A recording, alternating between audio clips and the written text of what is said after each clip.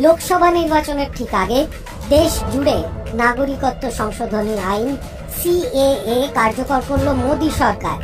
কেন্দ্রীয় স্বরাষ্ট্র মন্ত্রকের সরকারি ওয়েবসাইটে সিএএ কার্যকরার বিজ্ঞপ্তি জারি হলো।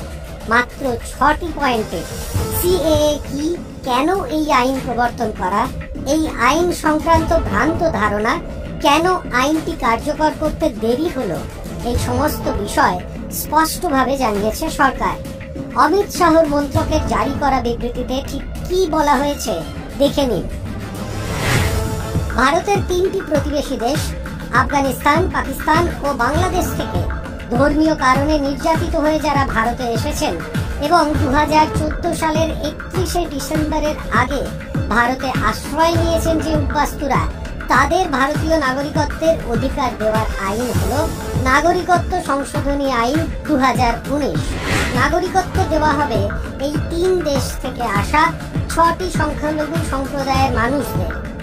এই 6টি সংখ্যালঘু সম্প্রদায় হল হিন্দু, শিখ, বৌদ্ধ, জৈন, পার্সি এবং খ্রিস্টান। সিএএ এর প্রধান বিষয়গুলি কি কি?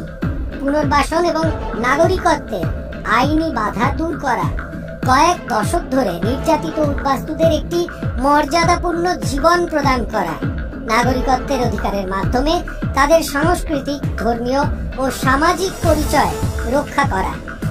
একই সঙ্গে অর্থনৈতিক, বাণিজ্যিক, অবাধ চলাচল, সম্পত্তি কেনাবেচার মতো অধিকারও পাবেন তারা।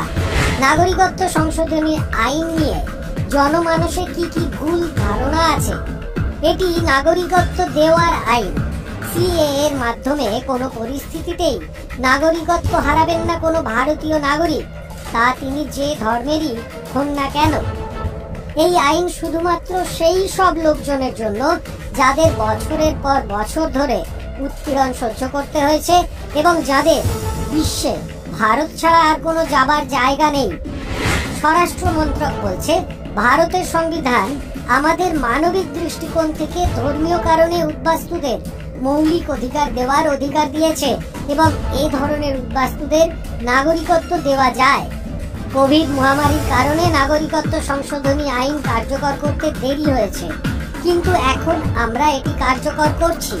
আমরা আমাদের 2019 সালের লোকসভা নির্বাচনের ইস্তেহারে বলেছিলাম, আমরা প্রতিবেশী দেশগুলিতে নির্যাতিত ধর্মীয় সংখ্যালঘুদের সুরক্ষার জন্য নাগরিকত্ব সংশোধনী বিল কার্যকর করার বিষয়ে প্রতিশ্রুতিবদ্ধ। আজ সংবিধানের চেতনার সঙ্গে এই প্রতিশ্রুতি পূরণ হয়েছে।